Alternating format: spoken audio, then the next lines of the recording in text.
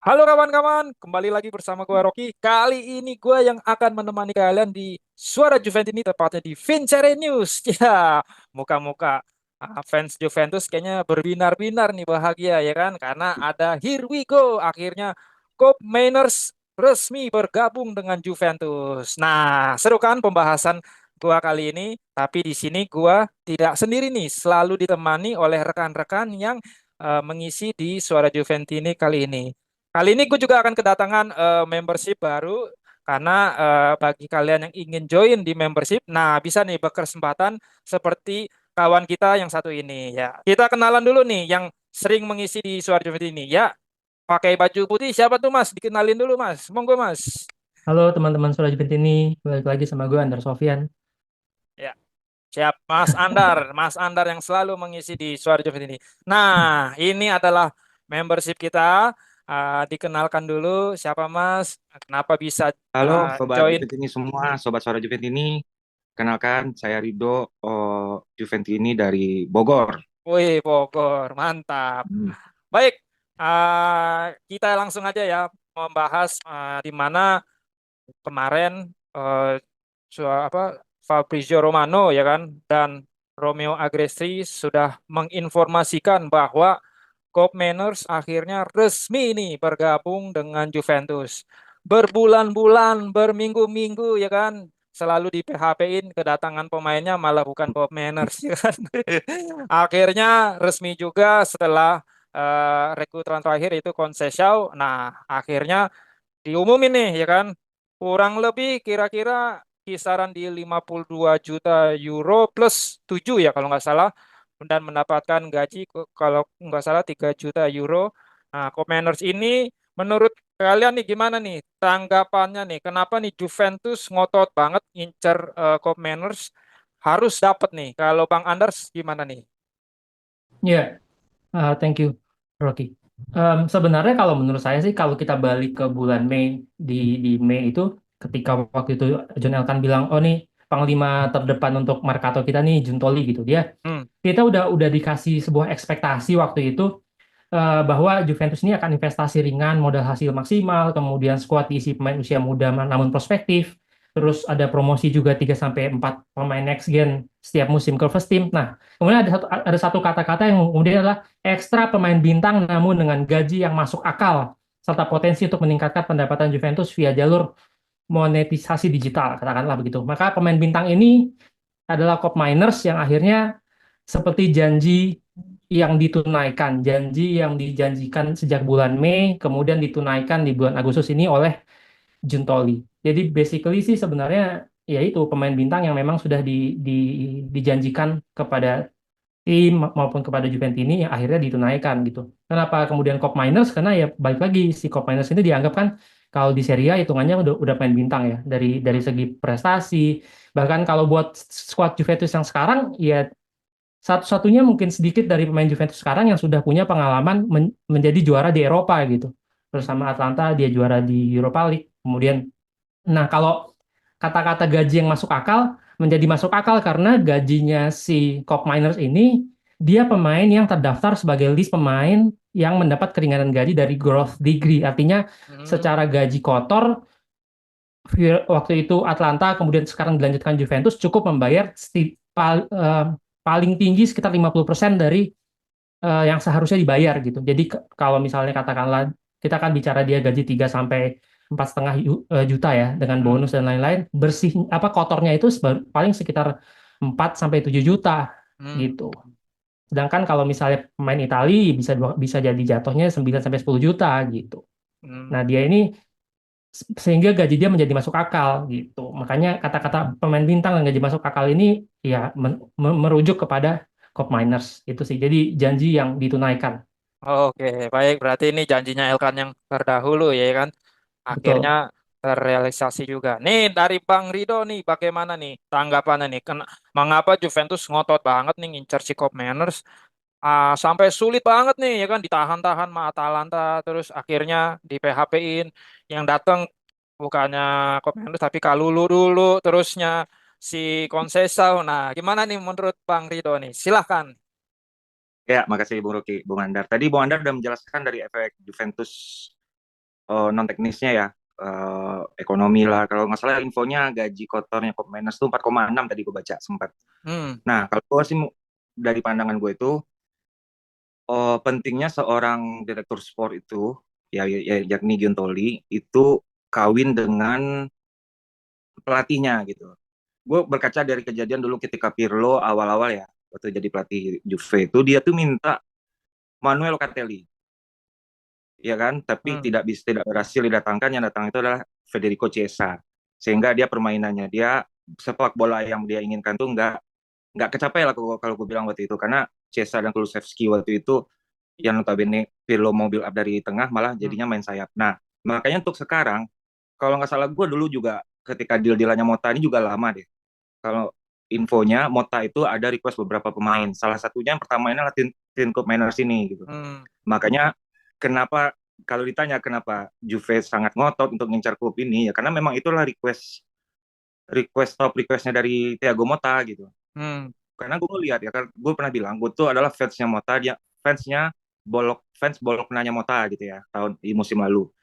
Suka bukannya fans ya, suka dengan bolok nanya Motta musim lalu. Gue ngikutin. Jadi Motta itu selalu punya pemain tengah yang kreatif dan banyak pilihannya. Dimana kalau nggak salah itu dia tuh dulu adalah Lewis Ferguson, tapi kalau dia ketika dia pindah ke Juve dia harus upgrade dong. Dia nggak mungkin bawa Lewis Ferguson itu karena kalau Lewis Ferguson dibandingin dengan Tim Koopmeiners lah yang paling uh, dalam segi kualitas ya paling tinggi di Liga Italia sekarang gitu.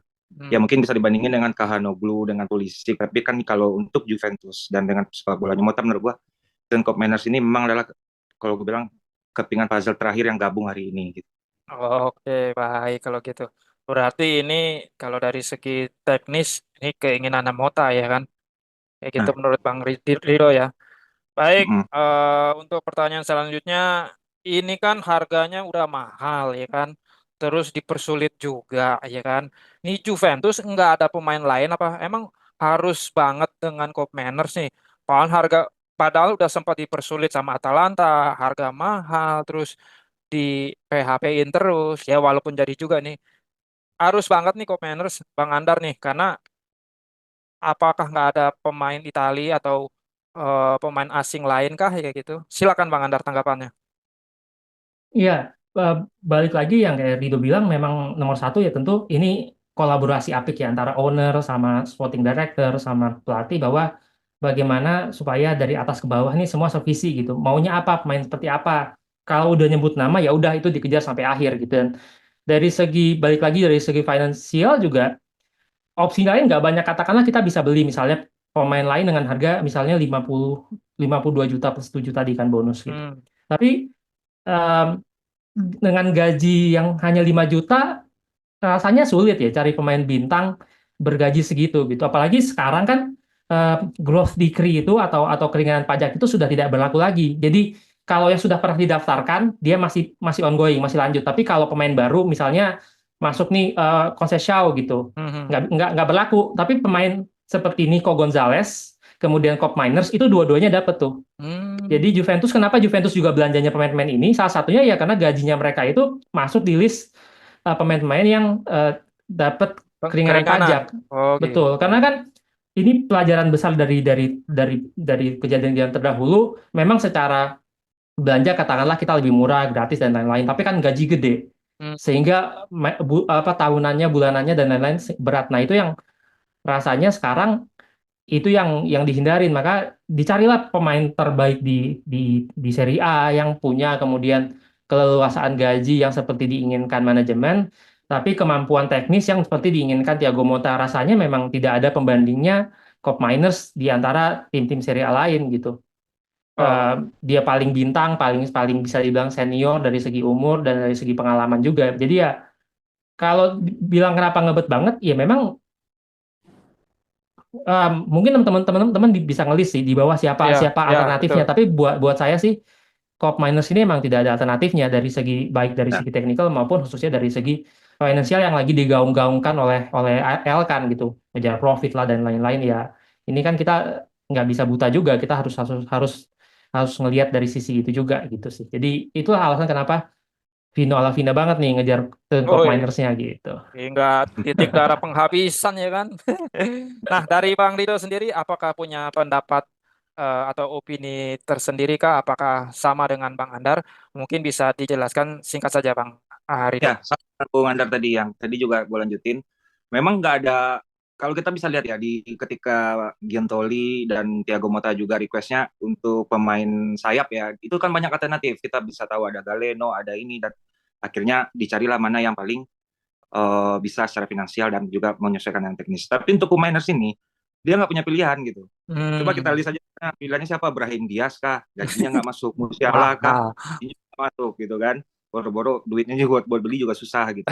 Nah kalau kita lihat di Serie A ya pasti ya Koeman-Niers kok, Koeman-Niers ini gue bilang karena nggak ada lagi Hmm, kan kalau liga kalau top liga Italia tahun lalu kan ada Bologna juga ya dibandingkan dengan Bolognanya sendiri Koeman-Niers tuh tetap nomor satu gitu dari hmm. pemain-pemain Bologna musim lalu. Oke, baik kalau gitu. Baik, gua lanjut saja pertanyaan selanjutnya. Nah, udah dibeli nih ya kan sama Juventus, sama manajemen, sama Giuntoli juga. Kira-kira kelebihan dan kekurangan Koeman ini tipikal bermainnya itu seperti apa, Bang Andar? Silakan. Hmm, kalau kalau ditanya kekurangan dan kelebihan agak-agak sulit ya. Maksudnya Hmm, Gasperini ini secara kita kan lihatnya di bareng Atlanta, tentu Gasperini ini sosok yang sangat berbeda cara main dan pola mainnya dengan Thiago Motta kalau menurut saya. Jadi kalau dari kelemahan em, yang hari ini terjadi adalah dia baru recovery dari injury dan nggak pernah ikut latihan. Tentu fitness levelnya ini menjadi satu kelemahan buat hmm, Juventus untuk kemudian kita misalnya mau go show gitu ngejar langsung ngejar misalnya dia katakanlah dibeli sekarang besok medical medical test kemudian kita berharap dia main lawan Roma gitu itu menurut saya agak uh, sulit ya.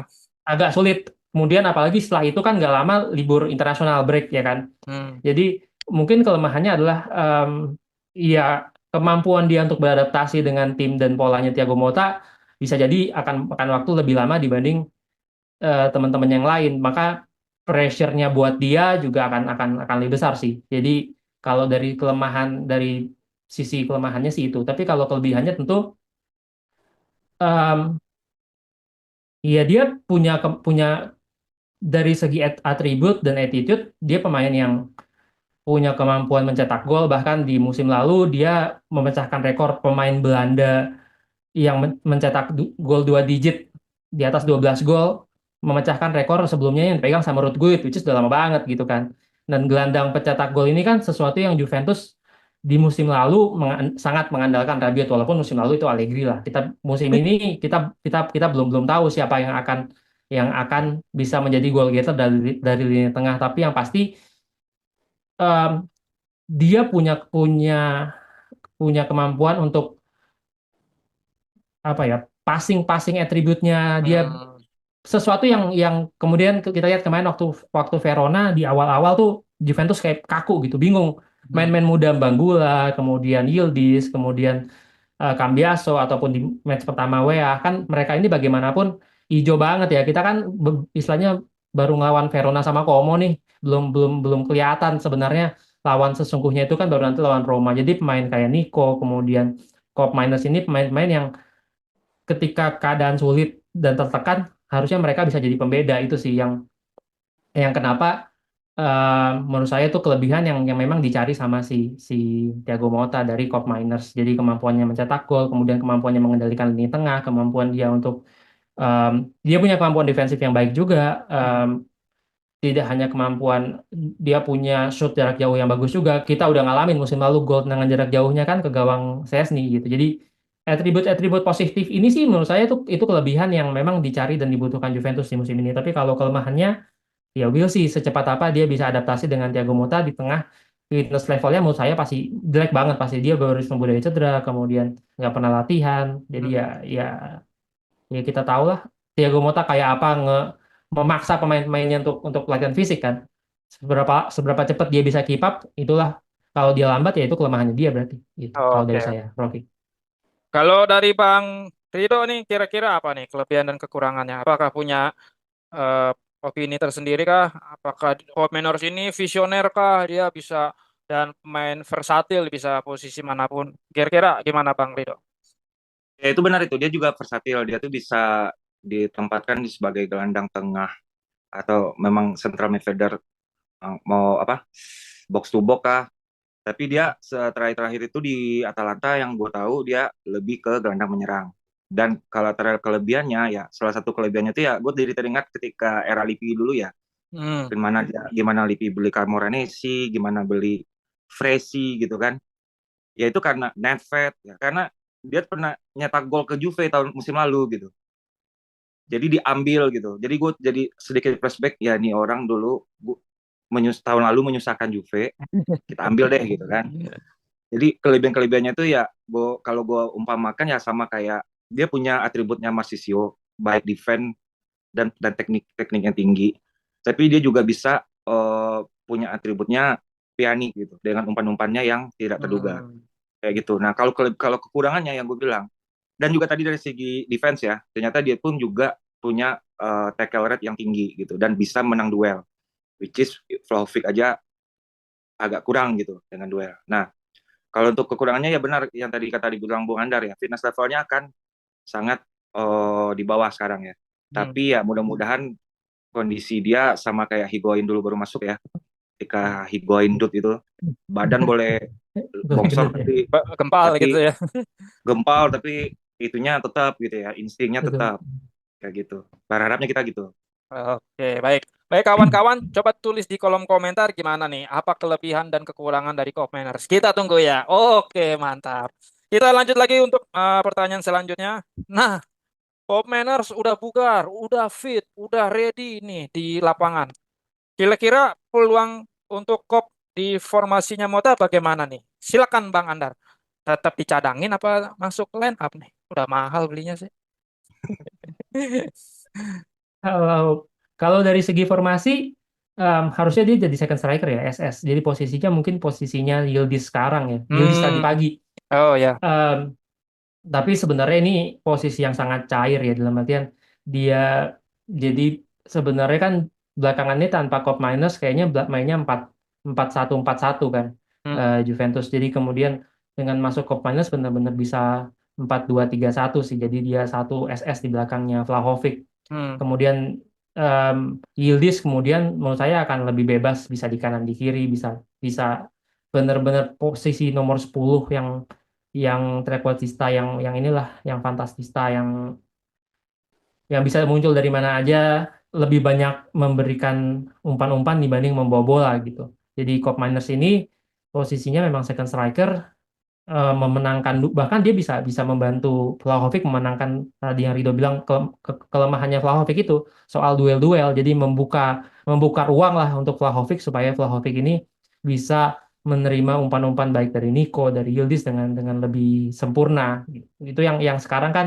bisa dibilang nggak ada yang ngebantu dia kan. Tadi pagi oke lah kita bisa lihat, eh, em, Yildiz bisa ada memberikan umpan umpan tepat ke Vlahovic, dan Vlahovic luckily bisa bisa ngelawan tiga pemain bertahan Ya, lawan. Tapi tapi kita dikempit bisa gitu lihat ya.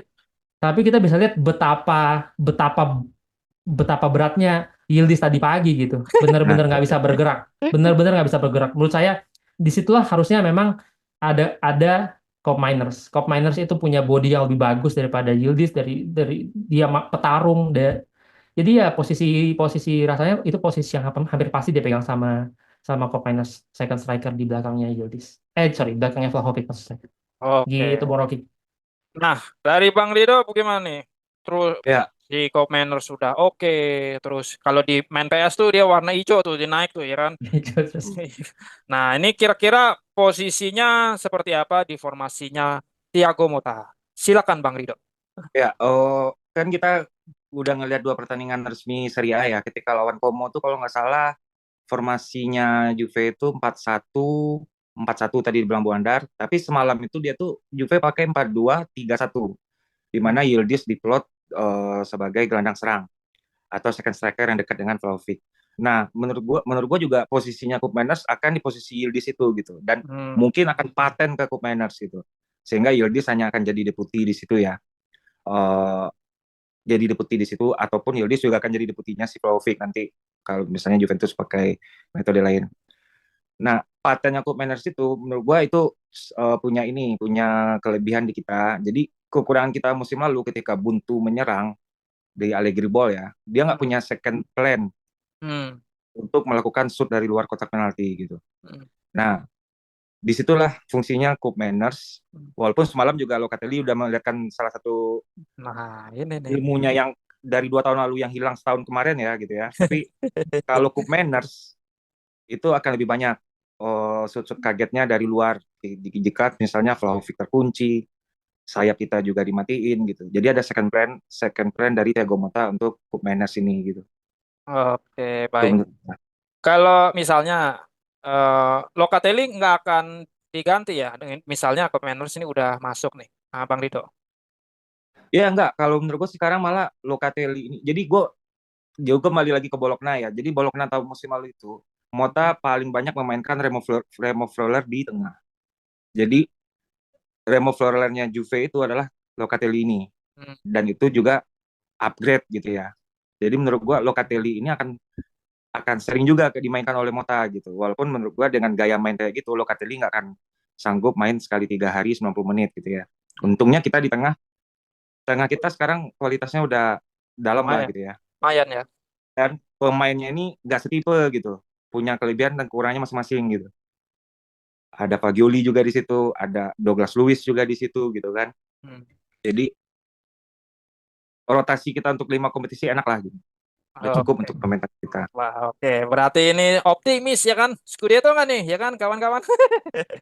Oh iya, kalau gue sih nggak mungkin lah kita 4 besar doang lah ya, ya penantang juara lah, walaupun bukan Scudetto dulu, penantang Wih. juara gitu ya. Jadi bisa ya bersaing sama Inter Milan ya kan? Walaupun kondisi mereka juga udah stabil, ya kita harus Ya. optimis nih ya kan? Udah beli mahal-mahal, masa nggak ada masa 4 besar doang ya kan? Yoi. Nah, kira kira-kira satu pertanyaan singkat lagi nih. Mercato apakah masih lanjut? Apakah udah selesai nih? Menurut Bang Andar nih, Masih apakah lah, masih masih lanjut. masih ada Masih, nambah masih lagi? ada masih ada 4 hari lagi, masih banyak yang mau keluar, masih ada yang bisa masuk. Kita Oke. masih punya kelowongan. Dalam artian gini, Juventus itu di awal Mercato tuh punya sekitar 40 juta dana yang bisa dipakai. Kemudian kalau sekarang posisinya kalau dihitung plus Valenza mungkin ada sekitar positif 40 juta. Tapi kemudian kalau plus Valenza itu nggak dihitung karena plus Valenza itu masuknya di budget tahun 2024 sorry 2023 2024. Sedangkan belanja ini kan masuknya 2024-25. Kita Hmm. itu baru minus 25 juta sekarang di Hmm. budget 2024-2025. Artinya dari 40 juta itu masih ada sisa 15 juta yang bisa dibelanjakan di 2024-2025. Belum termasuk pemain-pemain yang akan keluar, misalnya Chiesa, kemudian ada Hmm. Kostic, kemudian ada Milik, katakanlah. Misalnya keluar juga Hmm. ada Dexilio yang udah mau keluar juga. Hmm. Nama-nama ini tentu memberikan keleluasaan budget yang keleluasaan ini ya tidak menutup kemungkinan kalau ada opportunity untuk belanja ya kita belanja. Toh kita belanjanya so far hampir semua loan. Kita beli itu cuma Thuram cicil panjang, Douglas Luiz cicil panjang, Cop Miners kayaknya cicil panjang ini. Kemudian satu lagi si siapa yang kita beli? Apa? Conceição. Oh, Conceição pinjam Kabal, sorry, di Kabal. Kabal. Oh, Nah, Kabal. yang lain tuh pinjem semua, di Grab pinjem, nih Nico pinjem, Conceição pinjem. Hmm. Jadi ya ya masih leluasa banget, makanya kemudian ada nama Sancho ya. Sancho itu kan minjem terus gajinya dibayarin sama MU. MU, ya mungkin mungkin aja ini kan perkara soal gaji aja. Conceição itu sebagian gajinya tuh di cover sama Porto. Porto. Kita Oh tuh cuma gitu. bayar biaya pinjam aja. Widih, Gitu. mantep dong. Mantap. Jadi ya sebenarnya dari segi ini mantap, dari segi budgeting ya memang memang on track lah, so far masih on track. Jadi masih bisa ada kejutan sampai tanggal 31 Agustus malam ya. 1 September lah di sini. Mungkin bangun-bangun pagi-pagi tanggal 1 September, siapa datang? Kalau Bang Rido, singkat aja Bang, kira-kira masih ada yang datang lagi nggak? Ya kalau dari gue mungkin agak beda dikit dengan Bung Andar. Kalau Bung Hmm. Andar tadi mengiyakan Sancho untuk datang ya. Kalau gue sih, menurut gue sih udah cukup lah Wow, udah untuk cukup. malah fokus aja gimana ngejual Chiesa karena sekarang posisi Chiesa malah sudah surplus Hmm. dengan datangnya Nico dan Conceição ya. Hmm. Nah, malah kalau untuk Mercato menurut gua yang perlu didatangkan itu adalah deputinya Milik Vlahovic, apa Vlahovic. Oke deputinya gitu. Vlahovic, ya kan? Kita belum punya deputinya Vlahovic yang ready. Ada Milik tapi kan nggak tahu ready-nya kapan gitu ya. Oh iya. Dibutuhkan nanti dia tahunya nggak ready. Dan satu lagi itu mungkin adalah salah satu fullback yang bisa main di kiri dan kanan juga. Karena sekarang which is kita cuma punya Cambiaso, Kabal, Savona, dan Rohi. Dan menurut gue itu kurang dalam. Hmm. Jadi butuh satu lagi lah kita setidaknya untuk posisi fullback. Rekomendasi gue sih Stefan Posnya Bologna ya. Itu Oh. salah satu tuannya Mota juga itu. Tapi kenapa Mota nggak bawa gitu? Nggak tahu juga. Oke lah baik kalau gitu. Mungkin cukup aja materi kajian kali ini. Kita bisa sambung lagi di lain waktu. Terima kasih Bang Andar, terima kasih Bang Rido. Thank you, Semoga thank you. Thank you, kita Ibu bisa Anda. bertemu di lain kesempatan. Nah, kawan-kawan yang ingin berkesempatan kayak Bang Rido nih, ya kan, bisa ngomong-ngomong nih tentang Juventus, bisa beropini, berpendapat. Monggo silakan join di membershipnya Suara Juventus ini. Karena dengan begitu kalian bisa berkesempatan untuk di channel kami. Dan jangan lupa juga selalu di-subscribe untuk channel Suara Juventus ini dan di-share juga nih kepada kawan-kawan ada channel yang bisa beropini dan bisa keluarin unek-uneknya nih ada Juventus nih. Wah, silakan nih. Ya kan jangan lupa juga di komen dan di like. Akhir kata dari gue terima kasih. Terima kasih Bang Anda, terima kasih Marido.